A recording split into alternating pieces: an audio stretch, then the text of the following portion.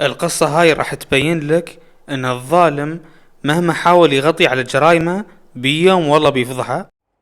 اليوم راح اتكلم عن قصة البنت العراقية عبير قاسم الجنابي.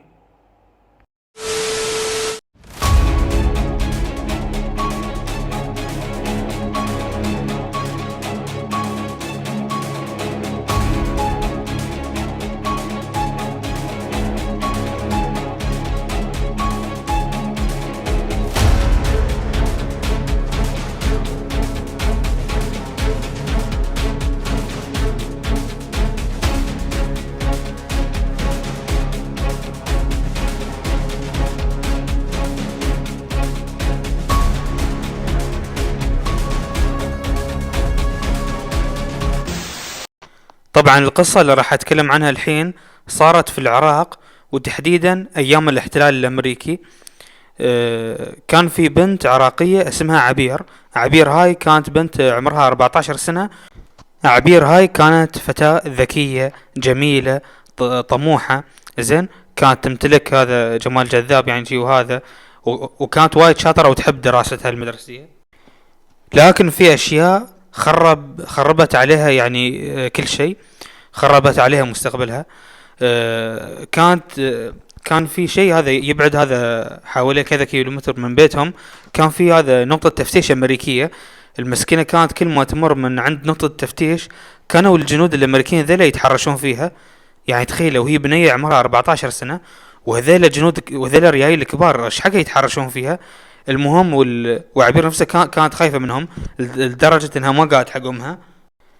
لكن يا يوم من الايام امها بنفسها لاحظت هالشيء، لاحظت كيف ان الجنود الامريكان هذيلا ياسين يطالعونها شي بنظارات ويأشرون عليها وياسين يتهامسون طبعا بالانجليزي، وهي الام ما كانت تعرف انجليزي، لكن كان باين عليهم ان كان ياسين يقول عنها ان هي حلوه شي من هالاشياء. مو بس الام لاحظت، حتى الجيران قاموا يلاحظون وصاروا خبروا ابوها بعد، ابو عبير اللي كان اسمه قاسم الجنابي. زين، فالابو بعد هذا يعني ايد الام ان خلاص عبير لازم تجلس البيت، عبير ما تروح المدرسه. يا جماعه بنتهم يخافون عليها وهذيلا كلاب محتلين الدوله. فالمهم خلاص عبير قامت تجلس البيت، ما قامت تروح المدرسه. لكن وفي يوم من الايام هي كان طالعه من البيت، ومرت عند نقطة تفتيش. الظاهر امها كانت مطرشت انها تجيب شيء من الجمعية ولا شيء. المهم انها مرت من عند نقطة تفتيش، فعقب هذيل الاربعة قاموا يلحقونها لين بيتها، وكان عندهم خطة نفذوها من ايام قبل تنفيذ الجريمة.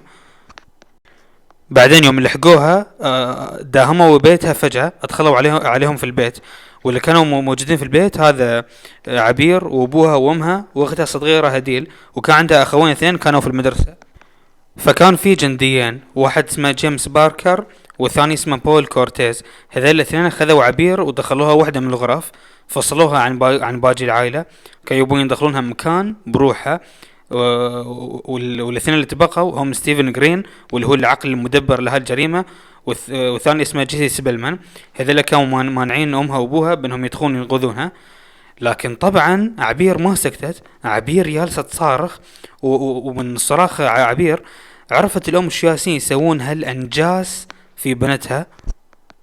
فصارت الام تبغى تنقذ بنتها، لكن ستيفن على طول طلع سلاحه واطلق النار على الام وذبحها. هني بعد الابو قاسم قام من مكانه ماخذين بنته وحرمتها انقتلت، يعني من حرتها من قهرها يبغى يصير ينتقم لهم. لكن ستيفن على طول طلع سلاحه واطلق عليه رصاصة براسه، ويوم طاح الابو على الارض اطلق عليه رصاصتين بصدره. انتم متخيلين ان هذا كله استوى قدام بنية عمرها 5 سنوات، استوى قدام هديل. الله يكون بعونها، يعني صدق شيء يخوف. يعني الله لا يحط اي حد في مكانها. يعني شو بنية عمرها 5 سنوات يعني تتعرض لمثل هالمواقف. ويوم خلص ستيفن من افعاله هاي، يعني حتى هذيك البنت الصغيرة هديل ركضت تبغى تحاول تشرد من البيت، لكن الخنزير ستيفن بعد يعني اطلق عليه النار، اطلق النار على بنية عمرها 5 سنوات، استغفر الله. وبعدين هذا باشر هو بالاعتداء على عبير. عبير المسكينة اللي تمت تصارخ وتصيح لين ما انبح صوتها. زين، فبعدين يوم خلص النجس حط السلاح في راسها واطلق عليها النار. فبعدين هذا لقوا مصباح هذا عند الدريشة. كان فيه غاز، خذوه وصبوه على البيت وشبهوا فيه النار. والمشكلة انهم ما صبوه على الارض، لا صبوه في جسم عبير، يعني حتى وهي ميتة ما رحموها. يقولون ان بعد ما خلصوا وطلعوا من البيت، ستيفن يوم راح المكان هذا اللي يسوون فيه ويروحون فيه هذا، يقولكم كان قام هذا ينقز في الشبرية او يقفز في السرير، زين، وكان وايد مستانس من اللي سواه، زين. ويقولون ان رئيس وحدتهم اللي كان معاهم هو درب اللي يسوونه، لكنه قرر انه يتستر عليهم. لكن في واحد واسمه براين هاورد، يوم سمع باللي صار وهذا وايد تضايق، زين. فراح هذا وبلغ بلغ رؤساء. يعني فعلا وين بيروحون من رب العالمين؟ حسبالكم بيهتكم؟ لا والله ما راح يهتك. فعقب هني بانت الحقيقة حق العالم، خلاص الكل عرف كل شيء. وفي النهاية تم القبض على الكلب ستيفن جرين اللي هو صاحب الفكرة وراس المدبر لها. ووقتها كان في أمريكا، لا وكانوا مكرمينه بعد. وستيفن كان معروف بكرهه للعراق وحبه للقتل، وكان يقول بعد ان القتل في العراق مو بنفس القتل في امريكا، ان هناك كان يقدر يقتل من غير ما حد يحاسبه، لو بعد كان يتلذذ بهالشيء. وقال كلام وايد فيه عنصرية وما ادري شوها، قال كلام وسخ يعني. ومحاكمتهم ما استغرقت وقت طويل، يعني خذ منها اتوقع حسب ما يقول هذا 4 سنوات قبل ما تصدر عليهم الاحكام. ستيفن جرين حكم عليه مدى الحياة 150 سنة من غير امكانية اطلاق سراح مشروط، معناته خايس في السجن. جيمس باركر انحكم عليه 90 سنة، وبول كورتيز انحكم عليه 100 سنة، وجيسي سيبلمان انحكم عليه 110 سنوات. وبالنسبة لرئيس وحدتهم اللي تستر عليهم، فتم الحكم عليه لمدة 27 شهر. هذا المفروض بعد 100 سنة وفوق، شو تتستر على أشخاص ذابحين عائلة بأكملها.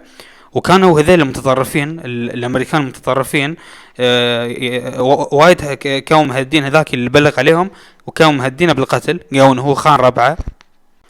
ومع ان ستيفن كان وايد يعني متوحش وهذا، ووقت المحاكمة ما كان ندمان على اللي سواه، لكن يوم حطوه في السجن مع الوقت قام شوي يحس بالندم على اللي سواه في عبير وعائلتها، وتعب وايد نفسيا لغاية ما قرر انه ينتحر وشنق نفسه داخل زنزانته سنة 2014. سبحان الله، رب العالمين ما يترك ظالم. فرحمة الله على شهداء العراق عبير وقاسم وفخرية وهديل، وبعد يعني الله يرحم شهداء العراق والعالم أجمعين. فنستفيد من هالقصة أن الظالم مهما حاول يغطي على جرائمه بيوم الله بيفضحه. فلا يزين لك الشيطان أعمالك ويقول لك أنك راح تطلع منها، لا، إذا أنت جيت تتحرف فأنت غلطان، أبدا ما راح تطلع منها.